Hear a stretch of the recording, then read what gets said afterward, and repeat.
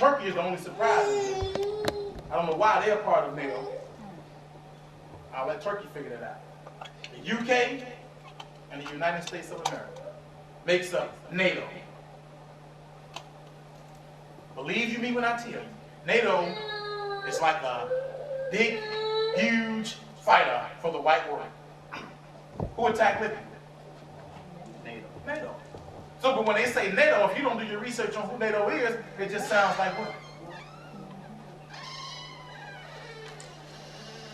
Who wanted to attack Russia when Russia decided to defend themselves against a small country over there, Georgia? NATO. NATO is the last act of defiance for the Caucasian world, when they decided to come together and fight against the Lord of the Worlds. All right?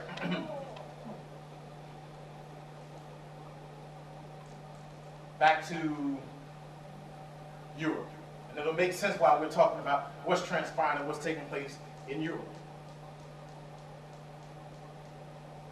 At this critical time, we don't have a luxury of such conflicts. He said he's talking about them looting, tearing up the place, rioting. He's saying we're already going through enough with our economy. We don't got the luxury to be tearing things up. So he's trying to give a speech to pull the people back together.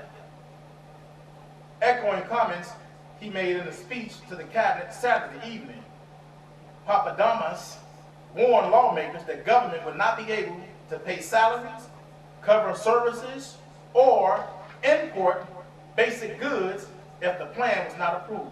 He spoke about the possibility of a catastrophic bankruptcy. So if there is a catastrophic bankruptcy that happens inside of Europe and damages the Eurozone, what does that mean for us? What does that mean for America?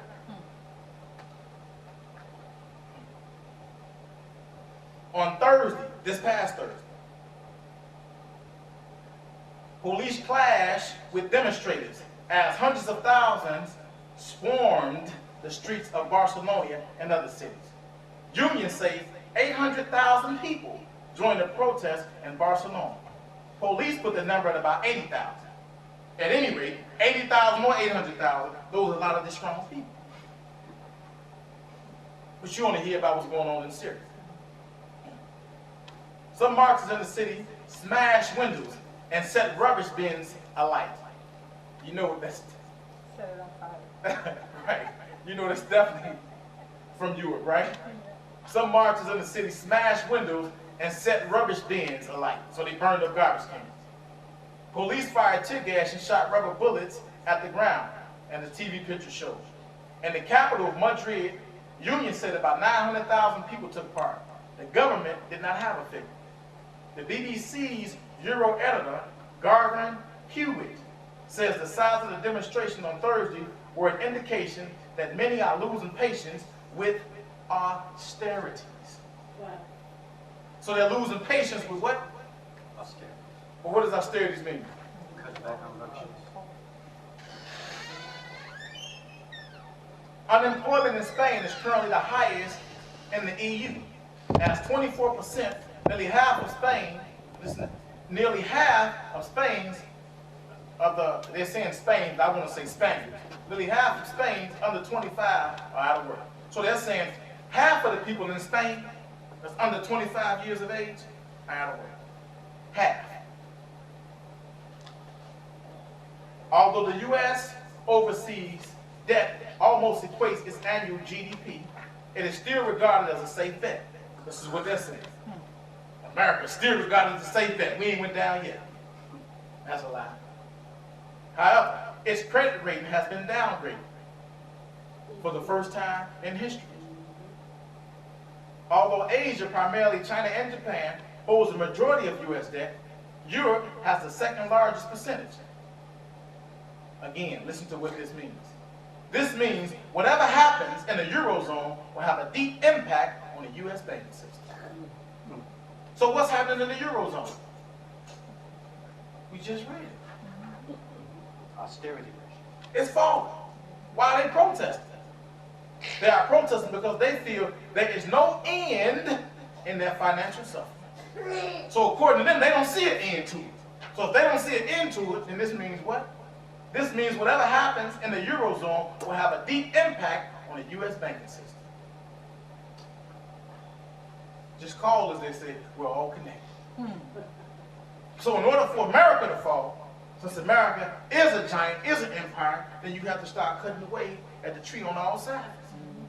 So what's going on in Europe is going to have a direct effect on where? Where are you at? You're in another country? We're on the moon, we're right here in the United States of America. Not only do they not see an end in sight for the financial problems that they're having inside of Europe, they don't see an end in sight to the financial problems that they're having here in the United States of America. 2011, the year of billion-dollar disasters. Is that right? I mean, first off, you are aware that America is falling. Now, I had to bring this on my phone because I was trying to print it off. I tried to get the book and couldn't get the book. But the book is called The Suicide of a Superpower. That's a nice title, isn't it? The Suicide of a Superpower. From December 2000 through December 2010, U.S. industrial production fell for the first time since the Depression, and Americans lost over 3 million private sector jobs, the worst record since 1928 to 1938. Again, where are we? What did they say transpired? This hadn't happened since when? 1938, since the time that Almighty God Allah, Master Farah Muhammad was around. Is that right? The Honorable Elijah Muhammad will stand up and tell you this is what's coming. Prepare yourself. Get ready to leave America. Is that right? Oh, America ain't gonna fall. That man don't know what he's talking about. He crazy. That man wasn't no God. While the preacher's promising prosperity and peace and love, what do you get? Chaos, disaster, death, and destruction. Is that right? Yes, sir. And it's not gonna get any better. Listen to this. In the same decade, 5.5 million U.S. manufacturing jobs, 1 out of every 3 we had, disappeared. You hear it? This is what I mean by, if I was a preacher, I'd sit down and want to get this information. Because this isn't the Lost Foundation of Islam publication. This is the Caucasian man who wrote this book called Suicide of a Superpower. Now, suicide means what? You kill yourself. What I really want to tell him, it ain't suicide of a superpower. It's the hand of Almighty God Allah choking the life out of a superpower. That's right. Because we talk, but now it may look like suicide if you're inside out at the foot of the bastard. 27% of the U.S. economy in 1950 is down to 11% and accounts for only 9% of non-farm laboring force. In trade goods, we ran up $6.2 trillion in deficit. 3.8 trillion of that manufacturing goods.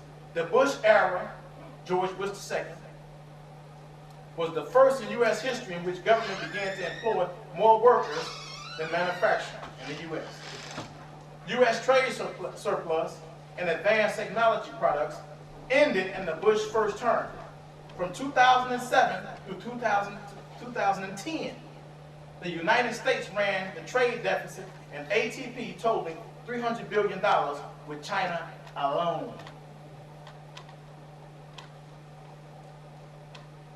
The cumulative U.S. trade deficit with China and manufacturing goods was $2 trillion. China holds the mortgage on America. This isn't Master Farah Muhammad talking. From December 2000 to December 2010, New York and Ohio lost 38% of their manufacturing jobs. 38%, New York and Ohio. Over the same period, New Jersey lost 39%, and Michigan lost 48%. The cumulative current amount deficit of the United States from 2000 through the third quarter of 2010 exceeds $6 trillion. To finance it, we had to borrow $1.5 billion abroad every day for 10 years. America's finished. America. Now, mind you, while America's going through this, what's happening in Europe? They rioted today. We're talking about as recent as Thursday, you had 80 to 800,000 people rioting. Why? Because we're tired of these austerity measures. That's a good euphemistic term for it. What's really going on over there? We fallen, and the people at the top is not telling us the truth. But come on, we'll tell you the truth. Yes, sir.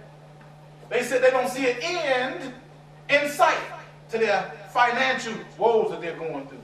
Do you hear me? We don't see an end in sight. We don't know when it's going to end.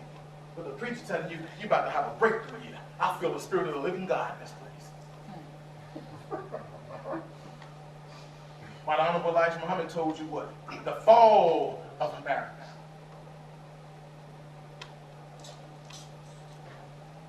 Still not enough?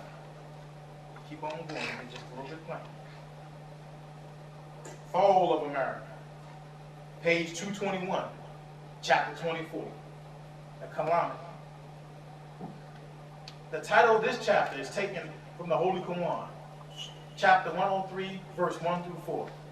The calamity. What is the calamity? And what will make thee know how terrible it is?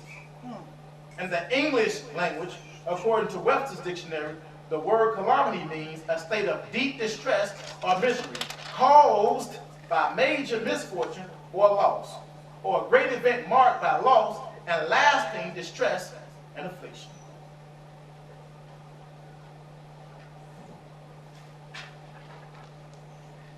They are protesting because they feel that there is no end to the financial suffering.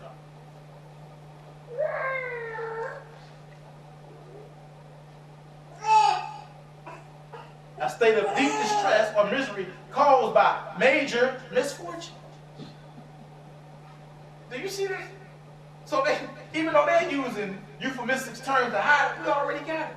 We already knew what was coming to you. Listen to what the messenger says. That's in the Holy Quran. Caused by major misfortune or loss, or a great event marked by great loss and lasting distress and affliction. Such calamity is now prevailing in America. It is getting worse daily. The third verse of this chapter, the Holy Quran, chapter 103, verse 3, asks the question, and what will make thee know how terrible the calamity is? The answer is given in verse 4. The day wherein men will be as scattered as moths. We do not have to ask anyone whether or not this warning of the Holy Quran is now being fulfilled. We see the fulfillment of this prophecy with our own eyes and hear it with our own ears. You're living in it. I lost my job. My auntie lost her job. Unemployment is at an all-time high. Well, you know if you're black, you know what the rules are, right? Last hire, first fight. Is that right? Stephen Moore contrasts the America of 2011 with the country some of us still remember.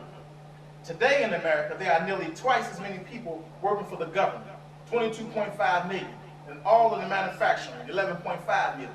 This is an almost exact reversal of the situation in the 1960s, when there were 15 million workers and the manufacturing and 8.7 million collecting the paycheck from the government. Most Americans work for the government, writes Moore, then work in the construction, farming, fishing, forestry, manufacturing, mining, and utility combined. So what is he telling you?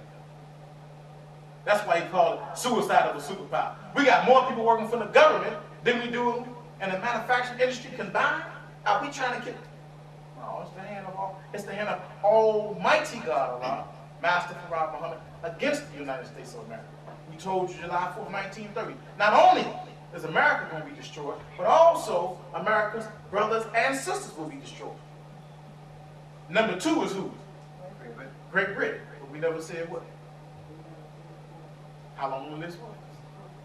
But we do know, according to the Honorable Muhammad, that bowing out is what? Forever. They're not to make a return. There's not to be a revitalizing of America and of Caucasian people. Let me read this one more time. Because Amari wasn't in here, so he believes that he's going through some woes and nobody else is going through. He thinks he's the only one that's shot. Listen to this carefully. from December 2000 through December 2010, the United States industrial production fell for the first time since the Great Depression. Do you hear me? So something happened from 2000 to 2010 that hadn't transpired since the Great Depression. What did the Savior tell you when 9/11 transpired? What did he say that was? The beginning of the fall of America. Did you see that? And the Caucasian bearing witness. He said from 2000 to 2010, if you could look at it as you look at a bar graph for China, America did this. Straight down. But the preacher telling you, even though the person you depend on for your check, even though the money that he gets, that's an American dollar, that's losing its value, even though the people that come into his congregation that work for these manufacturing companies, I fire them on a daily basis, it's going to get better. How?